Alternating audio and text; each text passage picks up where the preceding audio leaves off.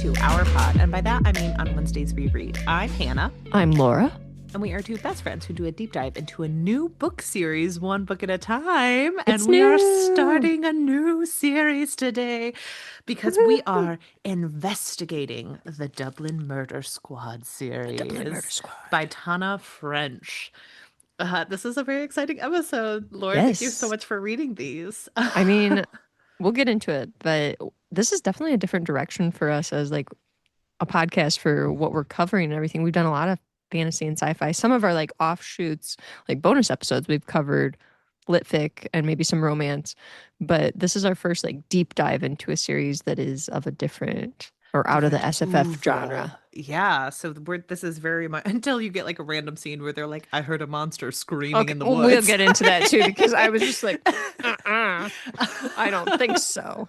But this is more lit fic mystery, you're right. In our past seasons, we've always covered SFF books because a lot of them have series in them and there aren't a ton of, like we could always do like a romance, but it would be hard to cover those for a month.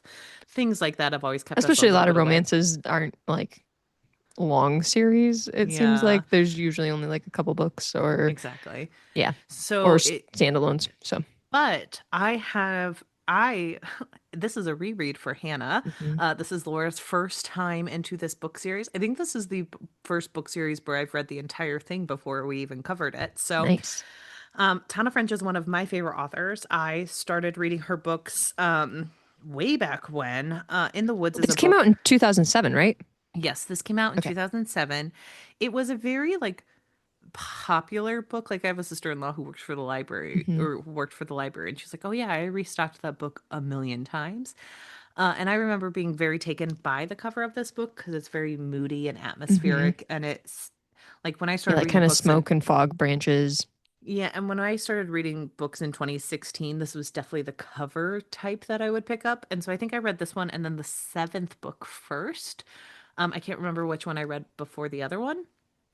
But then I just So did a these do deep not have dive. to be read in order, then, is These what do you're telling me. not have to Okay. be read in order. We will be reading them in order, but the Dublin Murder Squad series is kind of, I would say each book is its own little sphere of the world. So you're never going to find Okay. out too much. And sometimes, even in this book, you find out that like books way far into her series are referenced because there was a Interesting. I moment. wondered if so like I'm bad at picking up on like is this foreshadowing or not? But I wondered if some of these things were useful to note. So, I mean, it's one of those where it's like little Easter eggs, I would say. It's not something that you need to know. But one of they were talking in this book and they mentioned something like, well, we once found a man in the hollow of a tree. And I was like, that is The Witch's Elm, which came out in like Interesting. 2018. So, like, that was Okay. way far into the future. I think she just mentioned it here and she was like, ooh, hmm that stuck with me. So I'm going to write the book on it.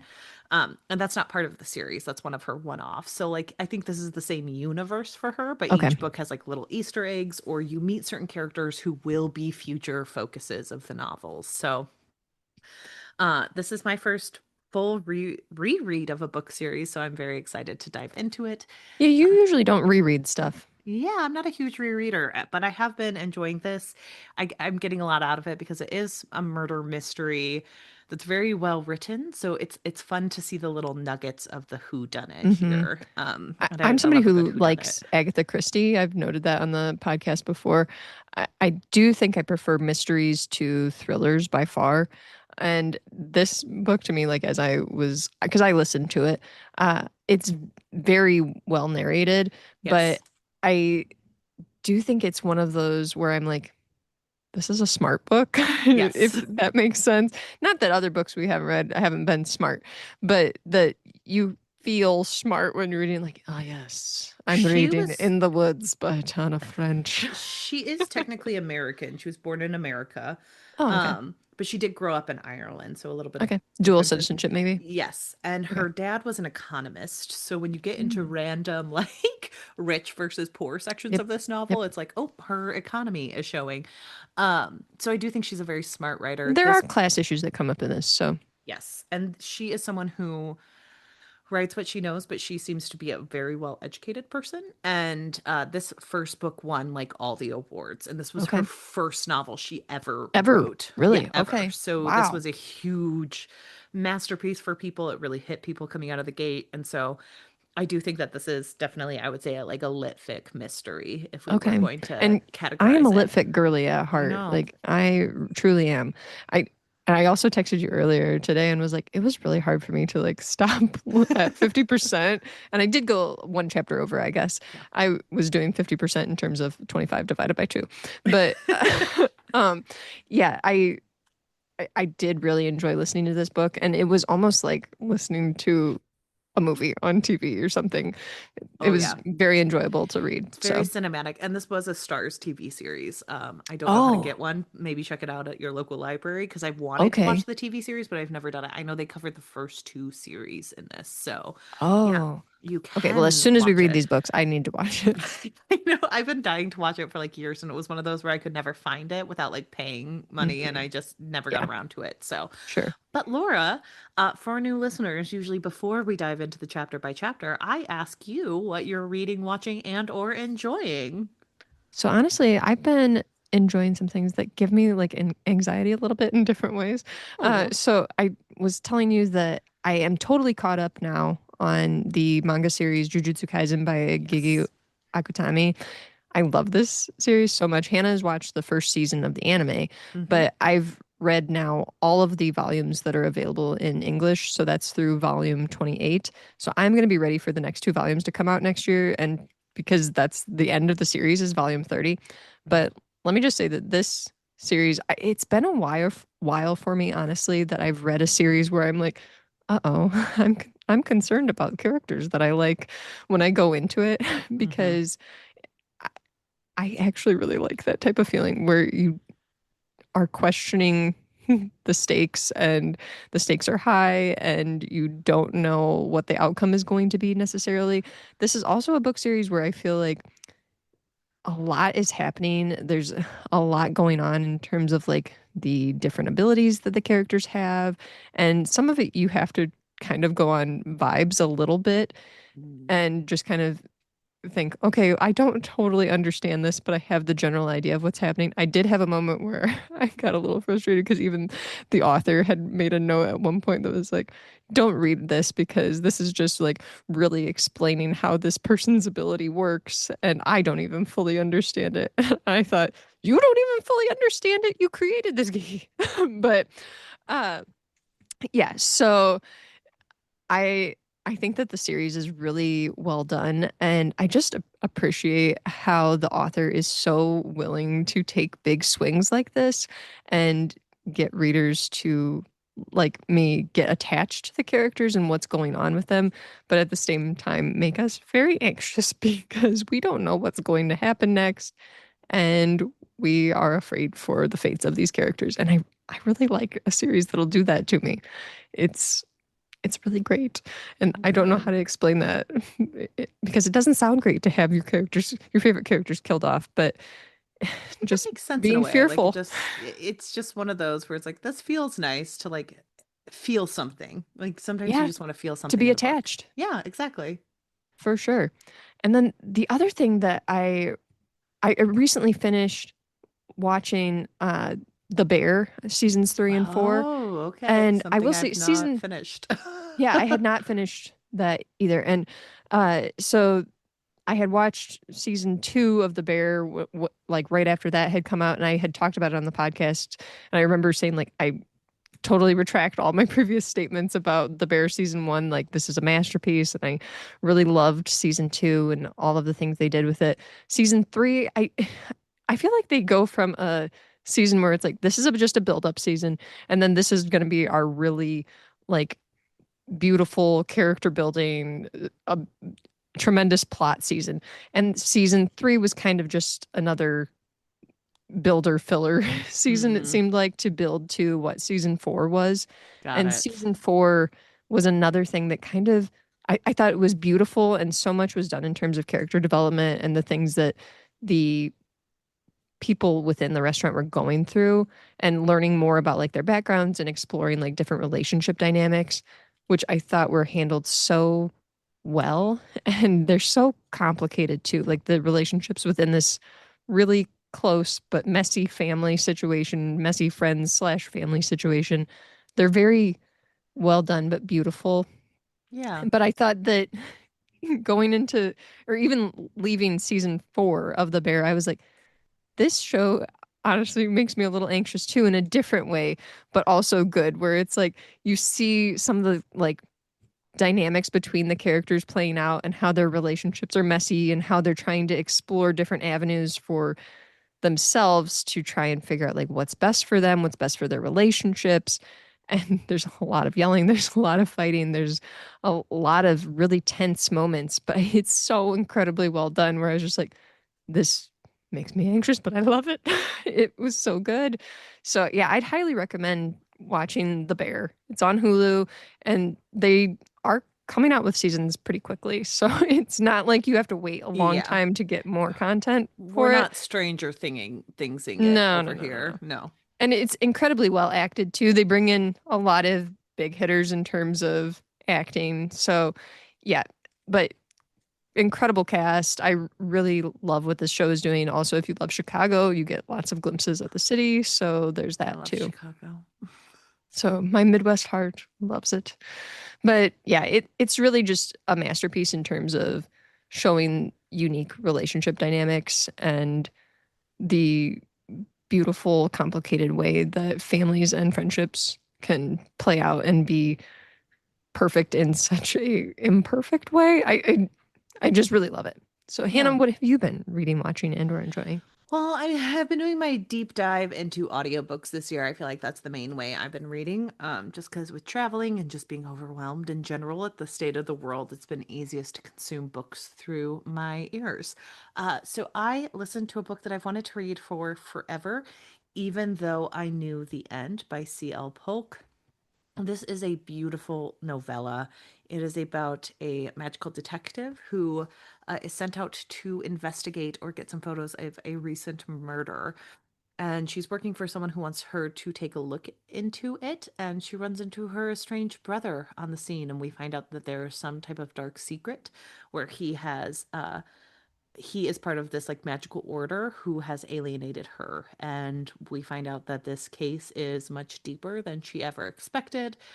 There's layers of just found family, figuring out who you are. It's sapphic, so we get to meet her love interest who's beautiful and wants to move away to San Francisco in like the 1940s. So it's very like noiry, but like Mm-hmm. fantasy.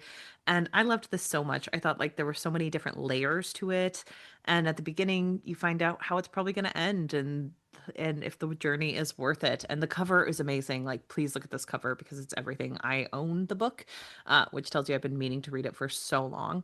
But I really enjoyed this book. I really think everyone should just go read it. It was one of my probably my favorites of the year. One of our Oh friends, Jones wow. in the book, rated it 5 stars. So that is a beautiful note too, because he can be picky. So I really liked it. And it came out in 2022, so it's been around for a while, and I think everyone who reads it loves it. So I've heard Mm-hmm. that people cry over this book, and I would understand because it's deeply beautiful. Um, it's a lot about like fallen angels, heaven and hell. You know, I love a good angel story, so that was fun. Did you read The Uh, City in Glass yet? I have not yet. I need Hannah. to. I know. I'm sorry. There's just so many books right now, You know Laura. what? We had an idea for a future episode, like a pitch episode, and expect that City one in to be on Glass. there. And then I'm part of an editing group, and I read one of uh, the people I am in the editing group with. She has a series that just got published, and I read her kind of mini short story. A lot of people who are in indie publishing will put out a like little snippet of this series and then put out books afterwards to give people a taste. And so I read Kelly Garcia's Hex in the City. She describes this as legally blonde but with witches. And so this is the start of the series. We follow Bella Hexley, who was a lawyer and then she became a stay-at-home mom, and she thinks her husband is up to something, and she signed away her magic but she still like can feel her magic, and she it keeps getting pulled in and telling her that something bad is going on, and she thinks he's about to divorce her. And Oh, then he tries to take her to the cleaners and she has to figure out how to get her magic back. This book is so good. It made me so deeply upset. Laura knows this. I have a hard time, which I found out actually is a trait of ADHD. Um, ADHD people have a very specific sense of justice where if it gets tweaked just right, we get really, really upset and angry. And this book set me off in a way because he was being so deeply evil to this woman and it was being so unfair to someone who you used to love. And I got uncomfortable when I was reading it and I was like, I'm upset. I don't know how to continue. I know I'm gonna like the end. I know where I like where the story is going, but I literally almost had to put this down because it gave me all the upsetting feels. So my sense of justice was hurt by this.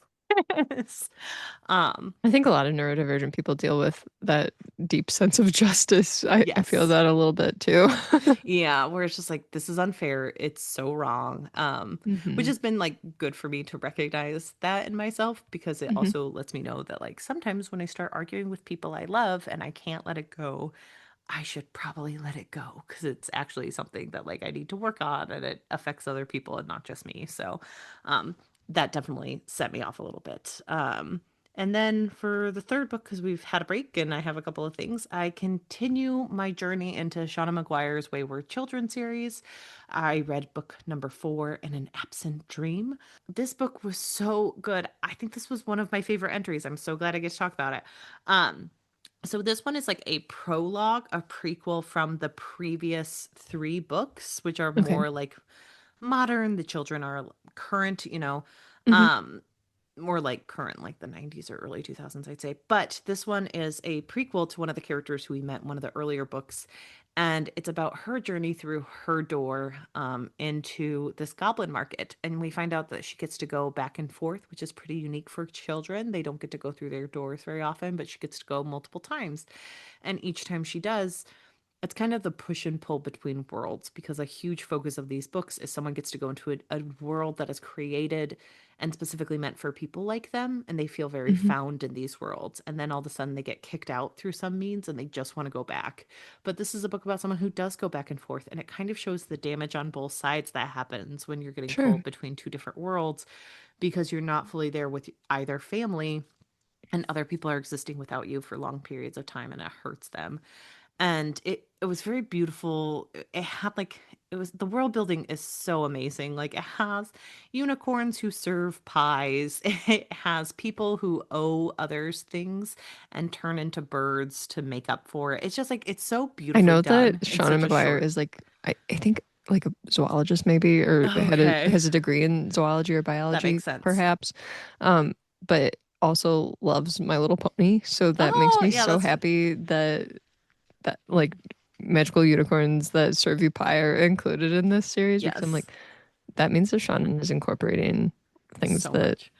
are And amazing that in a are real her interests. way, because like I would never say any of hers are like cozy fantasy, but I think like unicorn selling pies feels cozy, but it's like this Sure. real world tie to it that just feels like deeper and darker, and it has like all these different things. So I I really think enjoyed this anything can book be cozy if you I mean, like, I'm sure people would if the describe stakes Tana are low French enough. as cozy.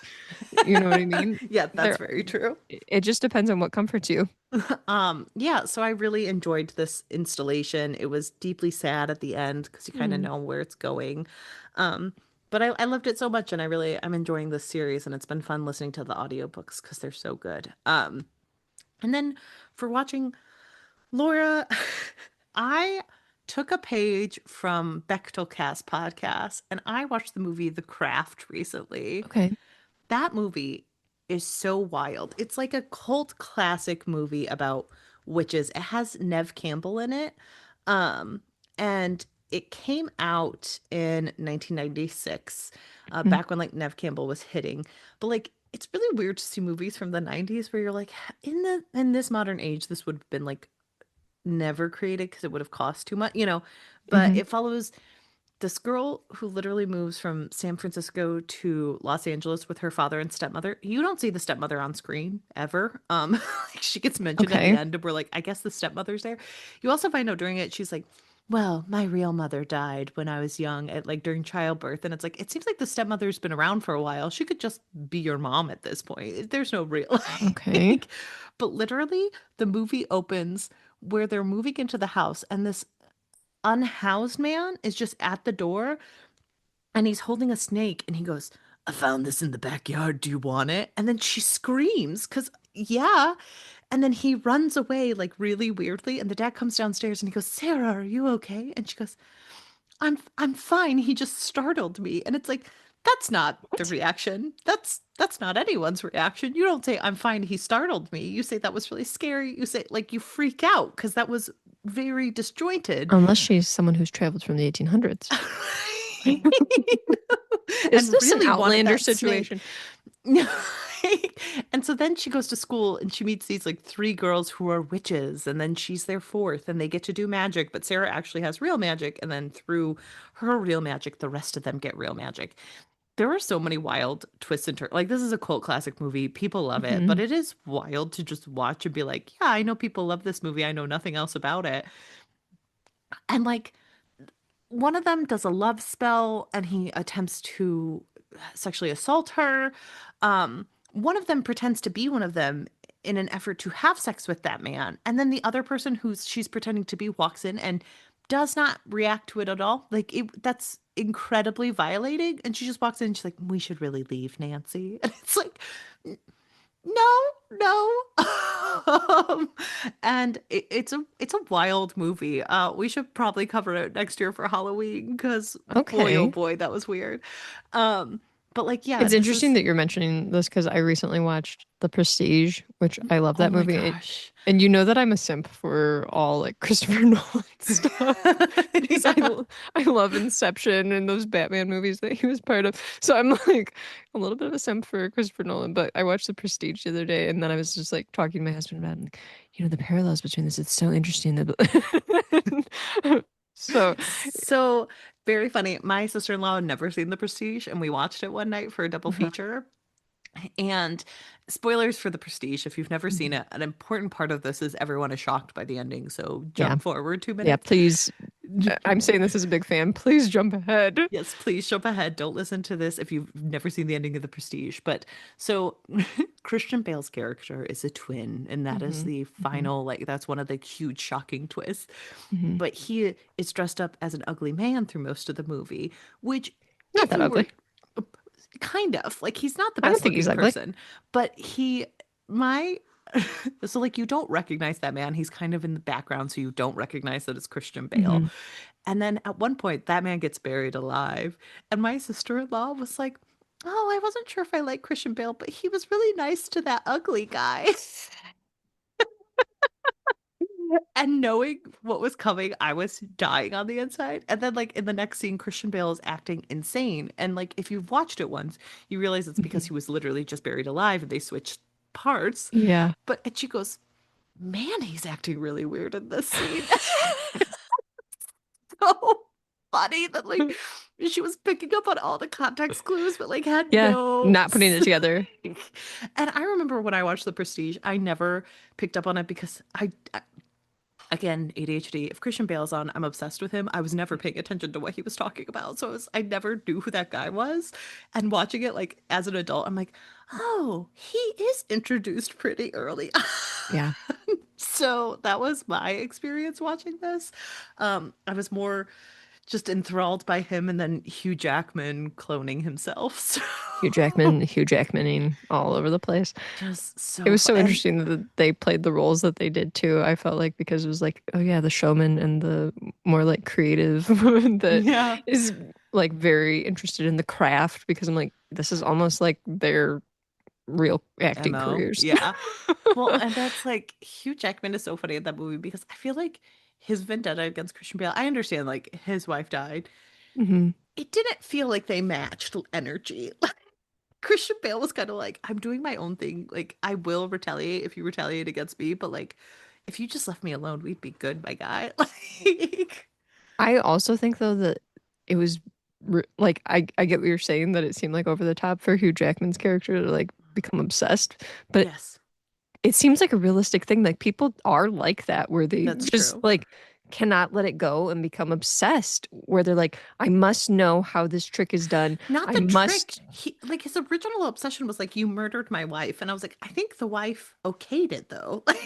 It wasn't like Christian Bale put her in that tank without her Well, and that was the permission. thing too, that you don't know which twin it was that did the Yeah. thing, which one showed up to the funeral and everything. So, yeah, there was a lot of unknowns in terms of like who actually did this. And then when he's Right. like, "You didn't know? You don't know?" Like, yeah, No. and also, in a moment like that, watching your wife horrifically die, Yes. you you need answers. You're not gonna like understand how someone could not realize in that moment.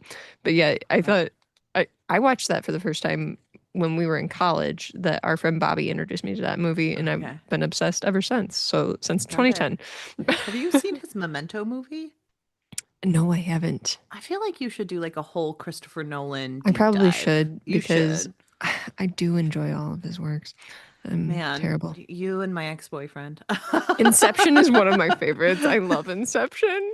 I famously have only ever seen the ending. I So mean, great. yeah, I mean, I understood everything. All the girls in the room who I walked in on they were like, "What? I don't get it." And I was like, "I get it." So Explain it. you're not supposed to get it. That's the whole point. It's a Christopher Nolan I was movie. gonna You're say you're supposed to not. It's supposed to like be. I think that's kind of the thing with most of his things is they're all supposed to live in a gray area, Yeah, but if you and that's know why I that, enjoy it so much. like it's fine. We don't need to know everything. So anyway, The Craft is a wild movie. Everyone go Yeah, watch it and talk to me about it on our Discord because yeah. my sister-in-law and I have been walking around going, I found this in the backyard. Do you want it? I'm For a startled. week. Like, oh my, it's okay. He just startled me. It's like, no, you should be screaming. And then at one point, a rat comes out of a toilet and I literally screamed because Ew. rats terrify me. So, out loud screamed.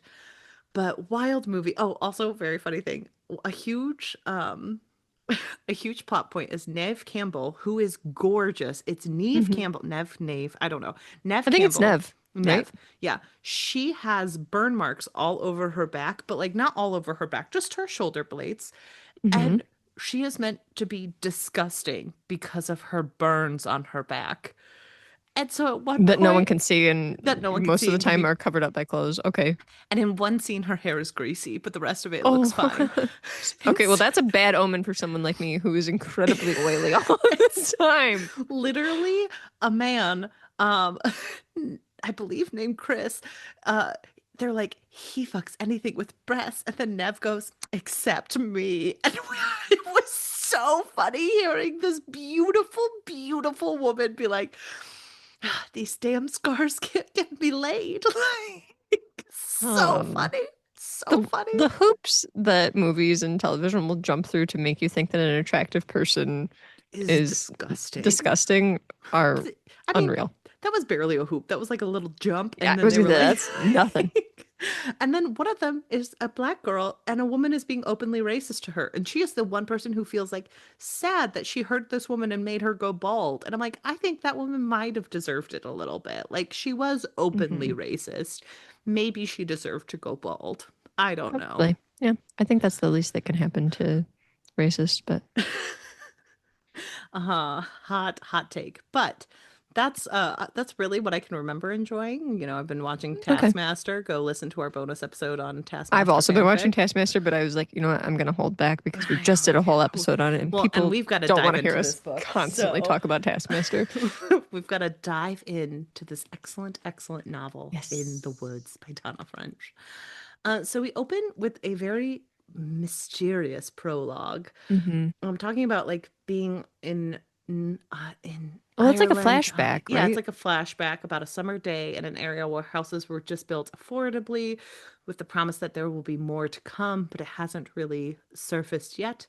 Hmm. There are three children It does playing give me a outside. little bit of like the beginning of Stranger Things Yeah. vibes, where it's like you think it's Well, and guess what? 1980s People are something. about to disappear. So, Yep. three children are playing outside. One hangs from a tree, and we find out that the others aren't coming home or aging.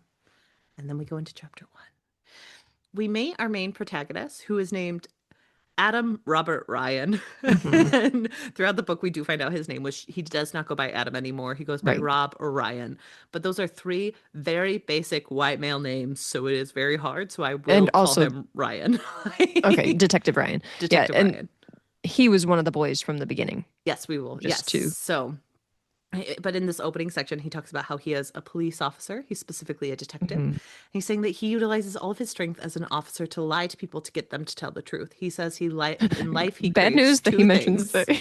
He he is a craves the liar. truth and he lies, so he is an unreliable narrator. Hmm. Then he delves into a file from 1984 where three children, Jamie Rowan, he himself, Ryan, and Peter Joseph, were in a county Dublin Peter town. Savage, I thought, wasn't it? Oh, Peter. Oh, yeah, Peter Joseph Savage. Sorry. Were in a county Dublin town of Knocknarea.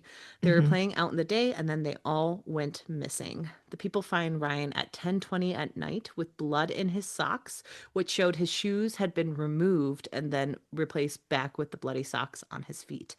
They also couldn't identify whose blood it was at the time because it was the 80s, Hmm. but it did match one of the other children's blood type, and it was believed at least partially to be his friend Peter. He has no memory of anything that happened to him, and they never found his friends. Um, we find out that Ryan kind of talks about how he never really wanted to remember what happened. He kind of just has a morbid curiosity with it, but it kind of like plays against each other. It's Uh, very interesting because it like throughout the time in the first half here, we have these like glimmers of him like being curious about what yes. happened, but at the same time, likely trying to suppress that. Well, and you and I were talking about this off mic, but like people who suffer trauma oftentimes don't see it as trauma, Hmm. even though it can seep in. So I do think like throughout this entire first half, we see the trauma seeping in and finding out that it Yeah. actually had way more of an effect on him than he is telling the reader. Hmm. Um, and so he talks about how he didn't become a detective to solve the mystery, but he does have a certain like prestige that goes with being a detective, and it fits with his overall personality. He is from Ireland, but he went to boarding school in England. He has an Hmm. English accent. He seems very posh. Then he meets his future partner, Cassie Maddox. She is a woman under 30 in the murder squad, which never happens for anyone, let alone a Hmm. woman.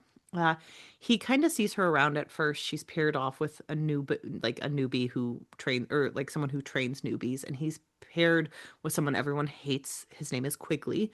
But then one night they go over to her house. He helps her home because she has a moped that wasn't working in the rain, and they spend the night getting to know each other, including the fact that she made Murder Squad because she was an Hmm. undercover cop who was stabbed because a drug dealer Yep. was paranoid and thought she was trying to take over his turf. So And basically, she got a promotion because they were like, sorry about that. yeah, sorry you got stabbed, ma'am. And he asks like, "Well, were you happy when the guy got put in prison?" And she was like, "He wasn't put in prison like at the time. They had Hmm. to get someone else in there to get the real drug kingpin." And he's like, "Well, weren't you bothered by that?" And she says like, "Actually, no, because in a way he was right." And so it shows that like Cassie has kind of a level head and is Hmm. thinking of things in a different way. But they do end up being partners, even though they're both kind of newbies and they're told that they're never going to have really important cases together. They just like hanging out. And Ryan talks about how he kind of is in love with Cassie, but it seems It's like it's mentioned a more lot that idolatry. it's mentioned a Like, lot. Like, it's almost like when Harry met Sally situation, yes. which makes me think that he's in love with her, Yeah. like more than just platonic. Like he says a lot that they're friends, and he talks about like how she had to overcome a lot in the squad and everything to be taken seriously, and She had how to have a pretend boyfriend at a party who was actually yeah, her because cousin. Like, yeah. it goes from one extreme to the next where it's like either they don't take her seriously and are being incredibly sexist, or they're like, well, no one could find her desirable. So she's had to overcome and deal with a lot even in Well, her position, and so sees a lot of he sees he her. and he is someone he very much romanticizes her, where like everything she Yes. does is amazing. Like she's like this former gymnast, and she seems to be Hmm. like a very go-getter person who like she profiles people. She's really Hmm. smart. She like dropped out of university, but she like went for a while. And Yeah. so like she has this like very much who lives by her own course, and I think he is a little bit like enthralled with who she is and who he identifies Yeah. her to be. So But when Harry met Sally I think mentions he are a brought bit that of a red up. flag for me at this moment. I think he brought that up with his roommate, actually. He said, like, Oh, he was thought it? yes, it was going to be the roommate, and then it didn't work Oh. out. So I think that that just shows that he kind of has a tendency to do this. Like, Okay. every woman he meets is a potential romantic interest. Like, he talks about that with Jamie, his, like, childhood Hmm. friend. I think he has a very specific fixation with women. That's interesting. Yeah. Um, And then on a lazy day, Adam and Cassie, and like they kind of rise through the ranks, they're assigned to a new case.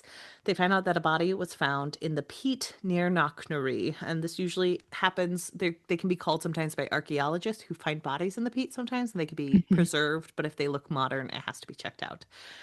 So they find out it is a Knocknarea, which does freak Ryan out because that is the area where he went missing. Where his trauma occurred. Yeah. Yeah, but they And don't so mention it to the captain, who Cassie does have an issue with Cassie. Cassie knows So, about it yes, also, but she volunteers for them to like take the case.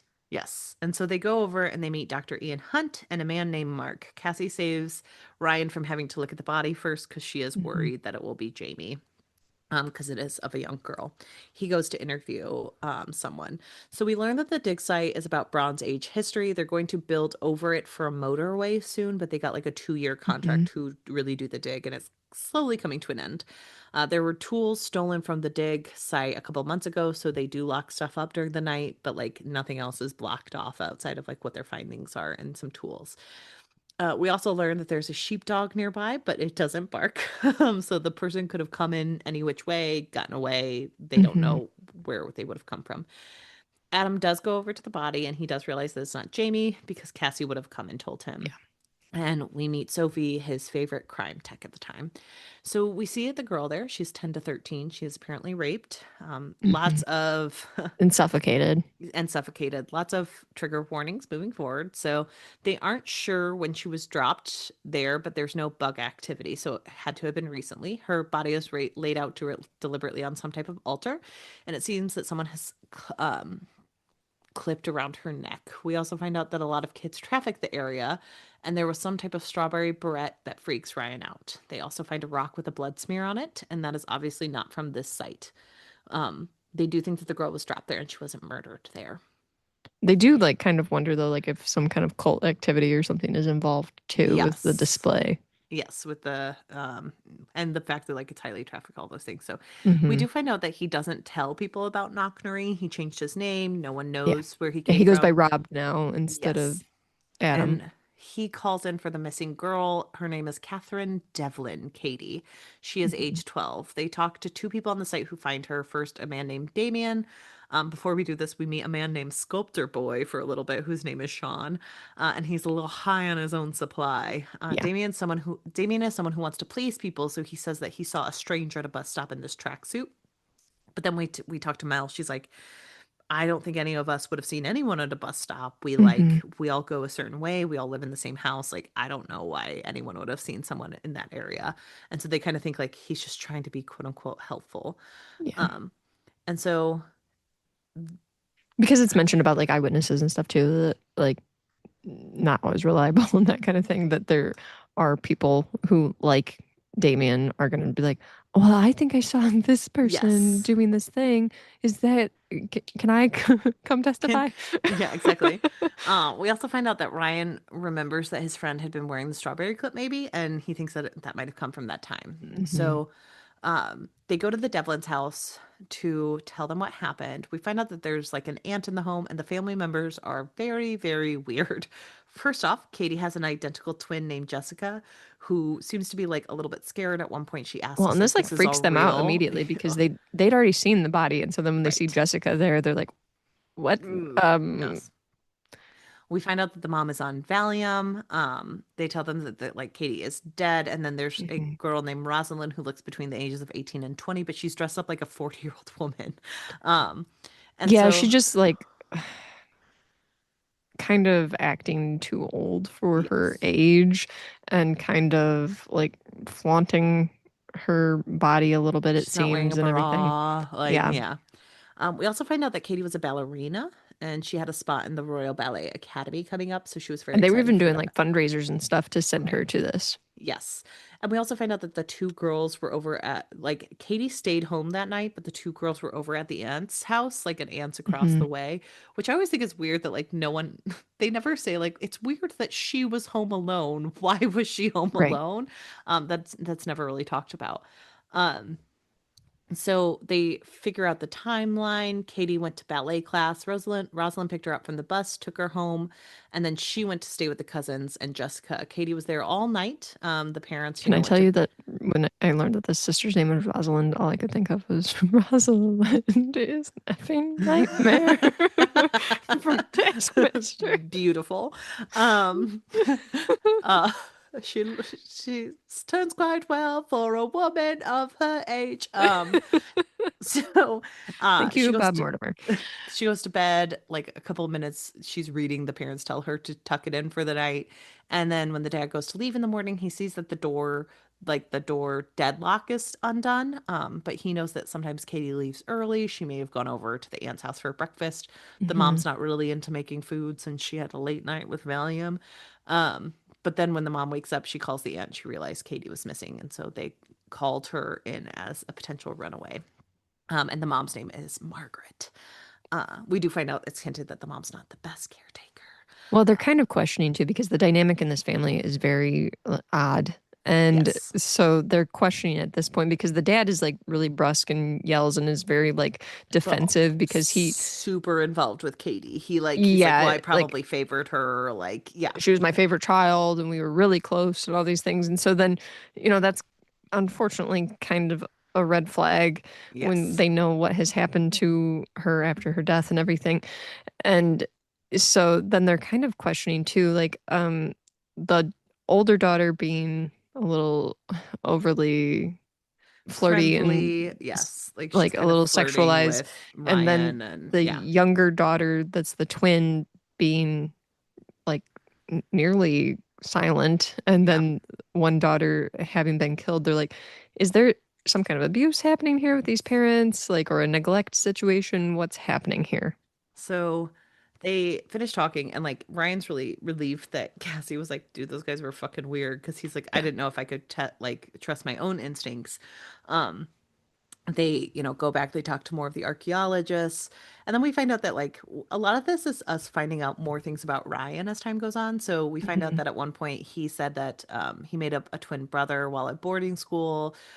He said that his friend was his twin brother in like a photo, and then he killed him the next year because he was like, Well, oh, one of the things I thought was interesting is like he's giving us instances of like elaborate lies that he has told and how his yes, trauma has affected him, and like him being in this boarding school. Like I want to say that the twin's name was Jeremy or something, probably. that he made up like this elaborate twin situation, like the twin of Katie's, Jessica, reminded him of this, that he had made up this twin, and then he like gets trapped in this lie and is like, uh-oh, what am I gonna do here? So he just decides to stop mentioning it, and Well, and then then a bully at school like continually brings it up, and he's like, he died, a concussion.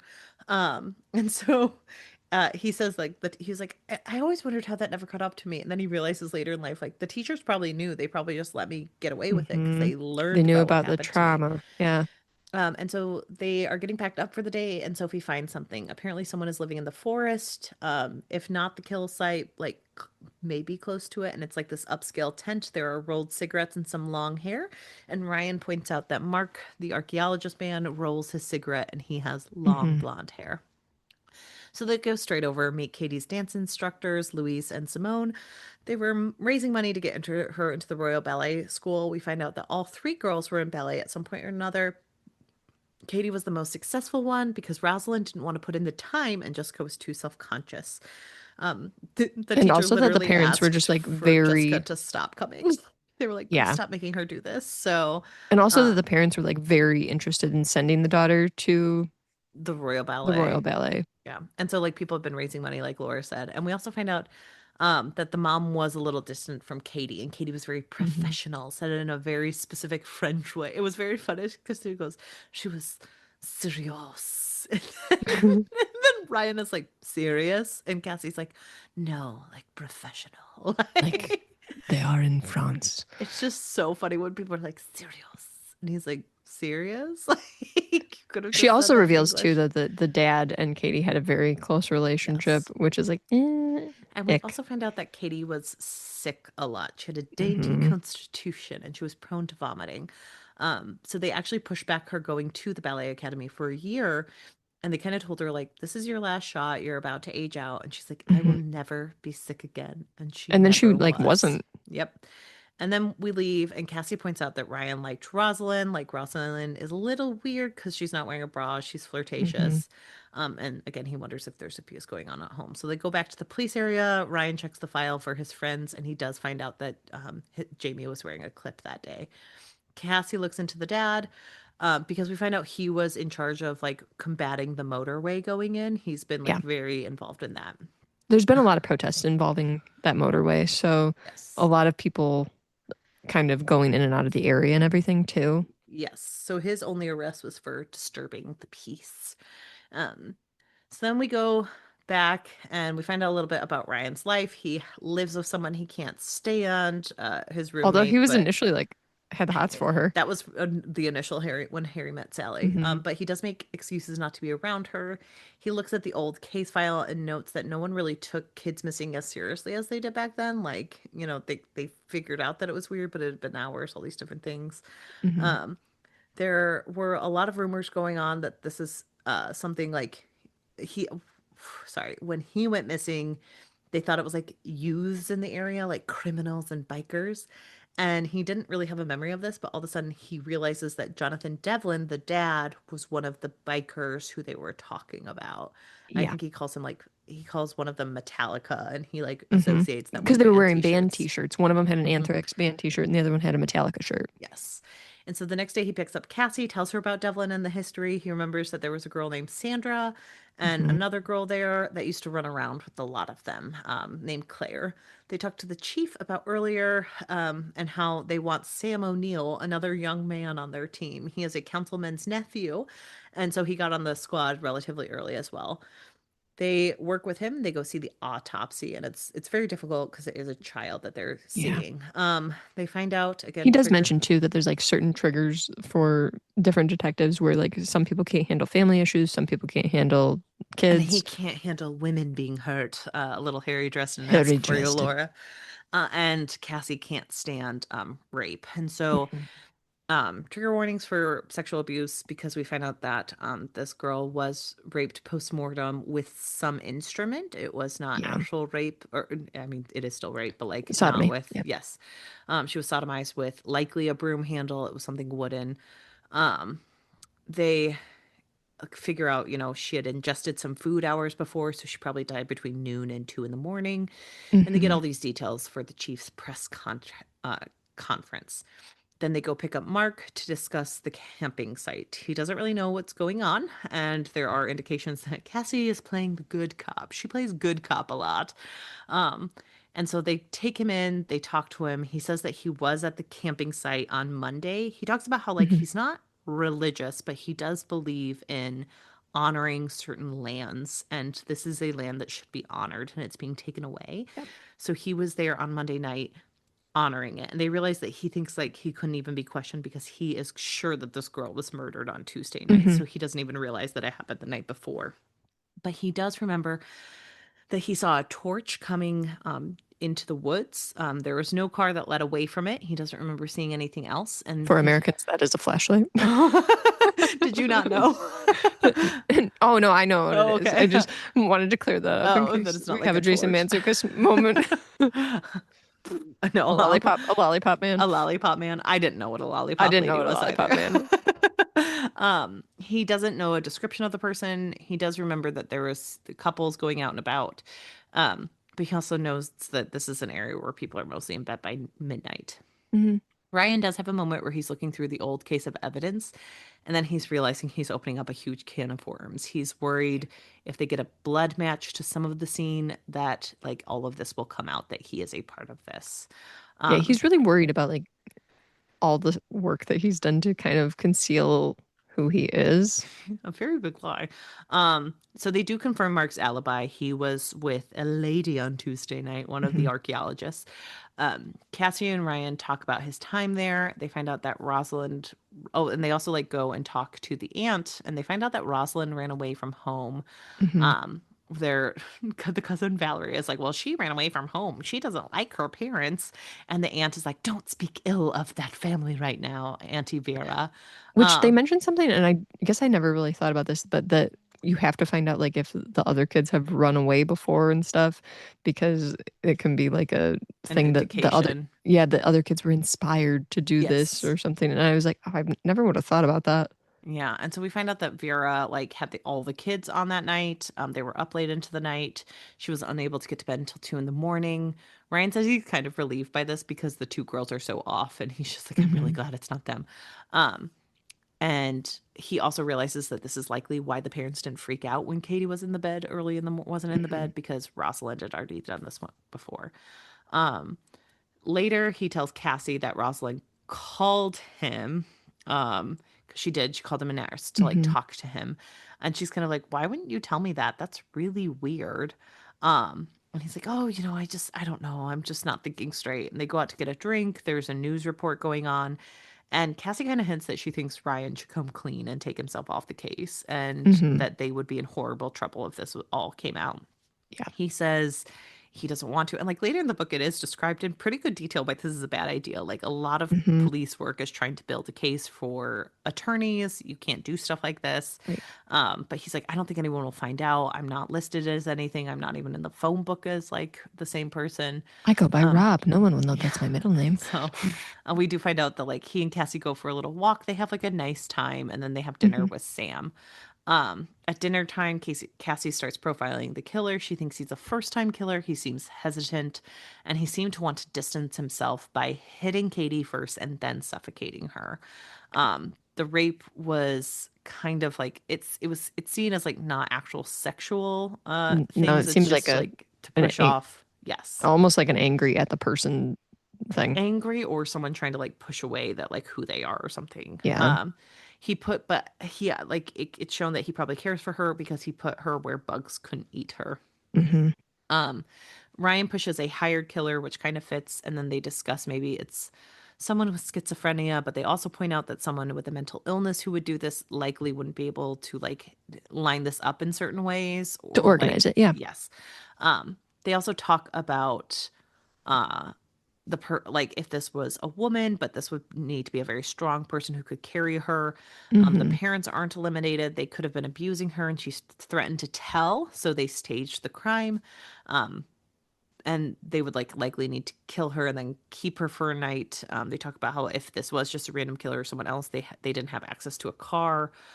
They Hmm. wonder if it's Mark again, but Cassie doesn't see Mel as covering for him. Yeah. They then have a very specific discussion with all three of them about economics and religion. Sam sees Ryan and Cassie going back and forth and how they're very comfortable. Later, he asks Ryan about their relationship, and we find out that, uh, Ryan later is like, he has a crush on you.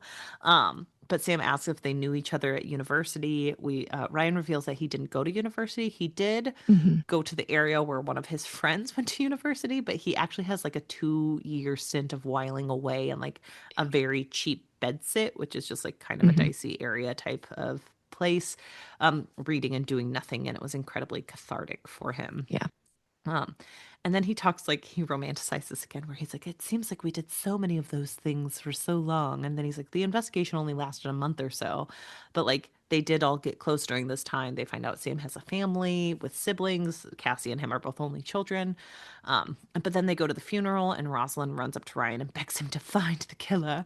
And there's a photo in the newspaper of them where like Ryan looks really stupid. Yeah. They interview Katie's friends, Christina, Elizabeth, and Marianne. They look into sex crimes, check her medical records, etc. They wonder if maybe there's Munchausen's by proxy with the fact that she's sick all the time, but Margaret, the mom, would be the most likely character. However, it's unlikely because other people are taking her to the hospital, which They isn't, also kind of rule it out, though, just like you said, based on the relationship that Margaret has with Katie, because they're like, they're not really that close. yeah, it just So doesn't work. doesn't fit at this And moment. so they also find out that like no one's calling the house ever, which is very weird for like three daughters in the home at this Hmm. time. They look into cell phones, it's not really there. Um, And so they find out that mostly Jessica gets no calls, Rosalind calls very few people, and Katie is the majority. And then there are random calls coming from City Center, which we find out that the dad was being harassed for his work with the Yes. motorway. So they think it is that. A week after Katie dies, Rosalind comes to the precinct and says she overheard Katie talking about boys to her friends and kissing boys. She also just kind of talks in general to Ryan how she doesn't like Cassie. She thinks Cassie is very judgmental or like was smiling at her too much when they talked to All her of about. the Rosalind and Ryan situations are like a little ick to me because like Mhm. she ends, I don't know, he seems to have a weird interest in her, and she also is like weirdly connected and open with him, and he does like kind of confide in her too, which is icky. Yes. It is a very weird situation where he like kind of is like, well, I think she's just like this because something's going on with her parents, but also he's playing into it too. So, Hmm. um they she asks about specifically what happened to Katie. They discuss her running away and how she didn't run away. She ran to a friend's house. It was a little bit overblown. She just needed to be away from her parents. Um and she's like, I just trust you more. So like, is it okay if I reach out again if I need to? And then he looks into, Katie's boyfriends and he can't find anything about that. So Sam ends up coming to talk to them because he's been doing like his own research and he finds out Hmm. that like the Knocknary motorway is being funded by all of these shell corporations and they have no idea who has it. Like he's done a ton of like really detailed detective work and they talk about like how would you find who actually is involved and they think that they need to reach out to a journalist and probably someone who is less, identifiable nowadays, who's not in it so they can't get in Hmm. trouble. Um and then we like learned that Ryan is really trying to think about what happened before he was 12. And we find out that like the memories aren't just what happened to him on that day. He doesn't really remember much before he was 12. Right. And so he started thinking about it more and more. And he starts remembering these band t-shirts, Metallica and all these Hmm. people. Um, Spending a lot of time in the woods and he remembers like Jamie and him and Peter spying on these people and they're like making out and it's very sexual and like Yeah. um and they've just been fixated on these adults later in life. And we also find out during this time, I forgot to mention it, but when he was talking to Cassie earlier, he talks about this very specific story of Peter being the leader of the group and being very kind, and that he insisted that they stop making fun of this boy named Willie. Yeah. Um, Who had the Coke bottle glasses? yeah, and he said Mm. like he just decided that it was too mean, and he's like he was just kind of like that. And so they look into, the tracksuit boy for the alibi stuff for Damien. They couldn't find anything. Um, and oh, and during this time, Ryan meets with Rosalind and Jessica, who says that she saw a bald man in a Yes. tracksuit. And this is coming from Jessica. She said she remembered it, but they really aren't Which finding is the any. second tracksuit mention. Yes, and that's why they're looking into it, but they can't really find anything. And Cassie mentions that this might be just coincidence that there is no Hmm. tracksuit person. It's just two people bringing up something random, and maybe the girls suspect the parents, and they're just making this up to protect them because they don't want anything bad to happen to them. Because even if they're abusive, people do very, very strange things when that happens. Yeah. So Also, throughout this time, it's like as Ryan is like starting to try and like access some of these memories about his own childhood and everything, yeah, he's kind of spiraling a little bit. he's It spiraling so much. He's getting like like drunker and drunker yeah, on like random Mondays and so he's many really things. leaning into alcohol, and he's Yeah. also kind of having outbursts and stuff too. Yes. And so they end up having to go talk to Ryan's like childhood friend's parents. He does Hmm. not go into the Savages' home because he thinks they will remember him. Yeah. Cassie goes in on her own. She's just kind of like, yeah. And she had talked to the old detective at this time, and they said that they think that they were either taken by someone local and murdered, and like Ryan just got away on accident, and then they had to kill the other two, or it was someone who was traveling and they just like had a crime of opportunity. So, There's also like mentions though of like perhaps some kind of paranormal involvement. And or he they ran mentions, away, like, yeah, and he mentions too like a will of the wisp type situation yes. and maybe some kind of like paranormal Laura's activity. fantasy. No. And And so, this is where like I get it that maybe we're delving into, maybe I don't know if there is going to be any kind of like fantasy paranormal involvement, but for me it seems much more like we know that he's an unreliable narrator. It seems a Yes. lot like he's repressed memories. And so he doesn't go talk to the savages. You find out that like Jamie's little sister probably had a crush on him. Like she's the Hmm. only one who's asked about him. But then they go and they see Jamie's mother. She talks about the fact that she had been about to send Jamie to the boarding school, so they thought they had ran away because she was a single mother. She was 30 when her daughter was 12, and how she had never really had an actual life outside her daughter, and she Yeah. wanted to do better for her than like scrubbing tables. So she was going to send Jamie away. She had her parents on board to pay for the schooling after they had ostracized her because she had had this affair with a married man.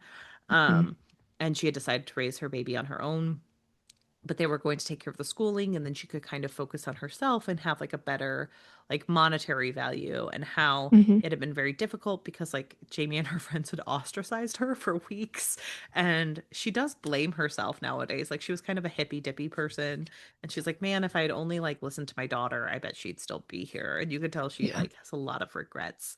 um and Very so sad. it's very sad. And like it's she has like she kept the bedroom the same. It's just very Hmm. eerie. She always wished that like her lover had like taken her daughter, because then she would have known where she Hmm. was. um and on the way home, Ryan thinks he sees something on the road and he swerves to miss it, but Cassie doesn't see it. Then they go talk to a journalist who also has a huge drinking problem. Yeah. He gives them a list of all the people who um have invested. We have Kenneth McClintock, Terrence Andrews, and Jeffrey Barnes. Um, and Sam does look into this, and he figures out that like one of them is likely the ones who are making the calls. Hmm.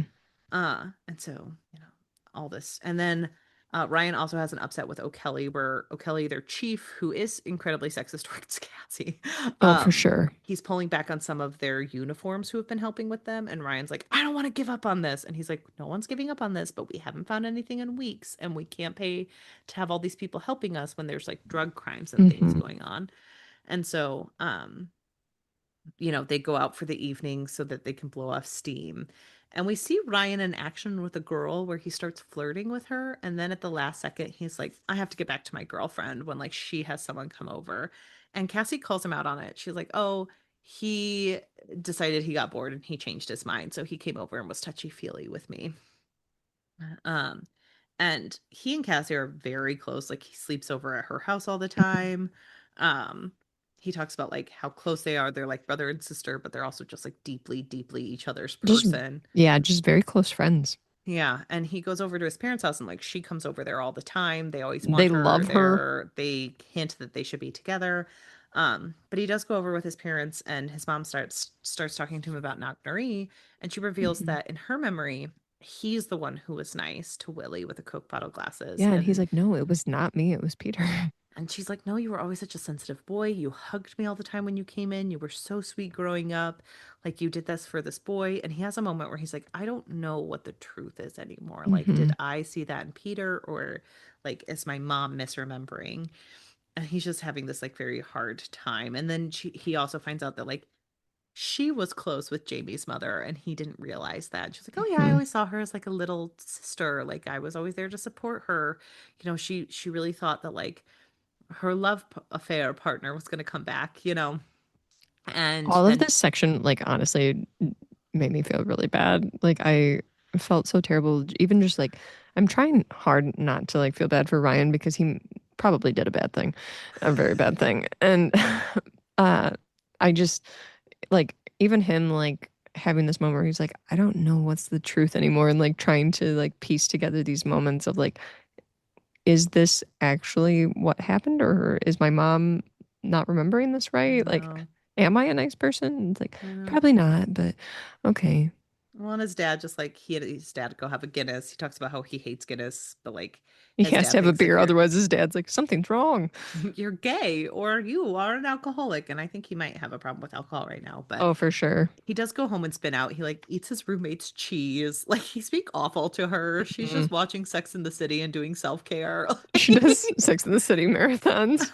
On Sundays, which honestly, don't we all sometimes? But He ends up getting like drunk. He has court in the morning that he forgot about. He Hmm. forgot his notes. He's like, I can usually get by without my notes, but he's Bad idea. spiraling. He takes medication at like 7 in the morning that usually knocks him out. It's all a bad idea. He goes, he asks Cassie to drive for him, and then he like bungles his time on the stand because they're supposed to be talking on the stand. He can't Hmm. remember any details. He has to go through everything, and like everything is ripped apart. He says like the jury looks embarrassed for him, and then he can't even like watch Cassie be on the stand. He goes across to the street, drinks more. He has her drive him back to the office. He blames it on a migraine, and like O'Kelly kind of lets him get away with it, which is Well, awful. this is also something that kind of annoyed me a little bit, where he's like, migraine is the best excuse because nobody can actually tell and it can last as long as you want. I'm like, well, that's bad. Yeah, I know. And And so yeah. he kind of does nothing for the day. He just sits at his desk and he goes to bed. And while he's sleeping, he remembers something. He remembers Sandra way back when One of the with girls, the older girls, with Jonathan Devlin and his two was one of mates, the and boys. they are raping her. So Yes. he calls Cassie. He's like, "Look, I remember this. Like, this gives us like motive, something different, went on. He's not a squeaky clean person anymore." And so this is their first lead. So the next But day at they the same start. time, it's like so convoluted because like you need to reveal who you are. Yes, because they have no idea of how they could reveal how they know Hmm. about this rape because he witnessed it as a Yeah. child. So they go searching for like this little old lady who they had talked to before. She feeds them scones. Like, um, Which apparently they or Cassie does not like scones because she's like, they have no taste. which Cassie, you're wrong. They have great taste. It I depends on the love scone. scones. It That's true. depends on. Um, but they find out that who Sandra is. She like lives down the lane. She has two children out of wedlock. This is very early 2000s Irish where they're like, she dated a Mhm. divorce man. How dare she? Like, um, but Cassie goes talks to her, and Ryan stays outside because he's like, I can't be in there. And Cassie comes out, and again, like what we're saying with trauma, she's like, Sandra literally said, it's not like they raped me. I just didn't want them to do it. And that is awful. And we find out that Sandra dated Jonathan Devlin's friend at the time. Mhm. Um, and he, like, Shane knew that Jonathan liked Sandra, and they kind of like passed back and forth girlfriends. Like Sandra would have Mhm. sex with Jonathan, Jonathan's girlfriend would have sex with Shane, and then their third friend, who is super off, they kind of call it, Mhm. um, said like he wanted in on it, and Sandra didn't want to have sex with him. And so then they held her down. The two other boys held her down while this third This is friend. all what we're finding out before we've talked to Jonathan, correct? Yes, sorry. Um, the two friends held her down while the third friend rapes Sandra back Mhm. then. And it's Sandra also talks about whether they're like the kids did see them. They talk about it, and then they hear this very animalistic scream and a smell of goats. Mhm. And this is Laura's other like spooky area. um The other like paranormal. Yes. And so then they pull up to Jonathan Devlin's house to confront him about this. And Cassie said she has to sit in the car because he won't be open with her. And And Ryan also, goes she's inside. very triggered by this type of situation. And also, Ryan's like, I'm not sitting in the car again.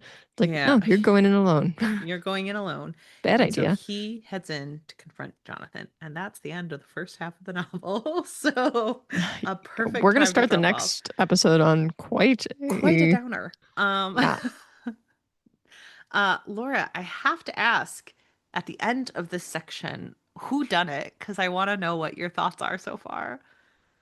I mean, I don't trust Ryan at Okay. all. Like, he clearly did something when he was a kid. So that's a big red flag. I, at least that's what I'm getting right now is that there's something that definitely happened when he was in this incident in the 80s that he repressed and that it's likely going to come out and is revealing like he lies all the time and everything. That's not great. I also just don't like the situation with him and Rosalind. That feels icky. I don't like that either. But yeah, I feel like as far as now, they're really pushing hard on the father and Mhm. what has happened there and kind of like wanting us to believe that that's the situation. I don't know that I believe the parents did anything, but Ryan seems very sketchy. Well, I can't wait to find out if you're right. So, I mean, um, but I do know, I'm but terrible at guessing things, but I I know. do feel like there is some amount of foreshadowing that's occurring in terms of like him addressing like relationships and the way that he talks about women and things like that that just seems off. Do you see any themes in this novel that you think like have like stood out to you? I mean, honestly, like the relationship dynamics seem to be the big thing Hmm. that are standing out to me, and the way that he interprets relationships too is quite interesting. Yeah, I'm always interested to hear your thoughts. I think unfortunately you will have to have a lot of them this season of me being like, what do you think's about to happen? Yeah, Um, when it's a mystery for sure. yeah. Um, yeah, I don't know at this point that there's much that I could go into besides just predicting that Ryan is sketchy and he likely did a bad thing. And I don't know, I don't, maybe he's involved on a deeper level with this young girl's death. I don't know about that, but he likely is involved with the disappearances of those friends of his. Well, guys, you'll have to join us next week to find out more.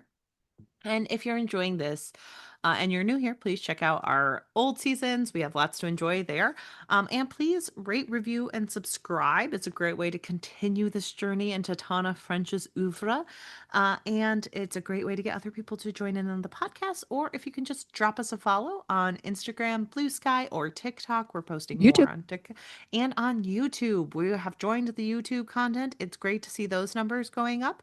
And, there's always a chance to be monetized if more people subscribe and watch over Wow, that would be there. So amazing. that would be great if you guys could head on over there. It's just us in format and verbal format still, but we could always post videos later on time if people are interested. But and like I said, join us over on our Discord. We have that as well. Yeah. And Um, thanks for listening today. We really thank you so appreciate it, much. We especially if do you're really new appreciate it. Yes. So and join us old. We next appreciate week. the old listeners too, You guys have been with us senior hopefully since citizens. the beginning. I mean, it is like a 5-year-old. It's getting ready for kindergarten. This podcast. Wow. So, Old. but Wow. join us the next week as we cover the second half of Tana French's In the Woods and find out Oh, did we say who. where to find us? You find us at OWWR Pod on all of the social media platforms, Bingo. so which I Okay. listed. Or email us at ourpod@gmail.com. I'd love to hear from you. All right, and join us next week. Bye. Bye.